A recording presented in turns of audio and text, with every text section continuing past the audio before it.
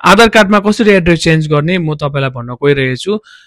तपाईँको आधार card West Bengal चाहे तपाईँको कुनै पनि एड्रेसमा छ र तपाईँले अर्को स्टेटमा या त तपाईँले आफ्नै गाउँमा सार्नु चाहनुहुन्छ भने र तपाईँकोमा त्यसको सपोर्टिङ डकुमेन्ट्स केही पनि छैन भने म तपाईँलाई सिकाउँछु कसरी त्यो गर्नु सक्नुहुन्छ बिना आधार अफिस गई। तपाईँले फर्स्ट तपाईँले एउटा ग्याजेटेड फर्म डाउनलोड गर्नुपर्छ तपाईँले पोर्टलबाट युडिआईबाट है। त्यो फर्म डाउनलोड गरेपछि तपाईँले त्यसलाई प्रिन्ट आउट गर्नुहोस् र फर्म भर्नुहोस् र तपाईँको एउटा साइटमा फोटो टाल्नुहोस् र त्यसमा तपाईँको ग्याजेटेडको सिग्नेचर अनि स्ट्याम्प चाहिन्छ र तपाईँले त्यो साइटमा तपाईँले फोटोमाथि स्ट्याम्प र मुनिपट्टि ग्याजेटेडको साइन अनि डेजिग्नेसन लेखेर स्ट्याम्प लगाउने हुन्छ।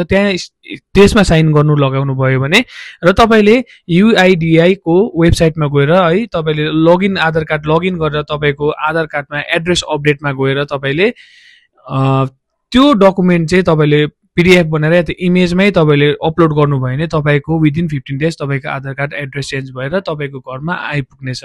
धन्यवाद।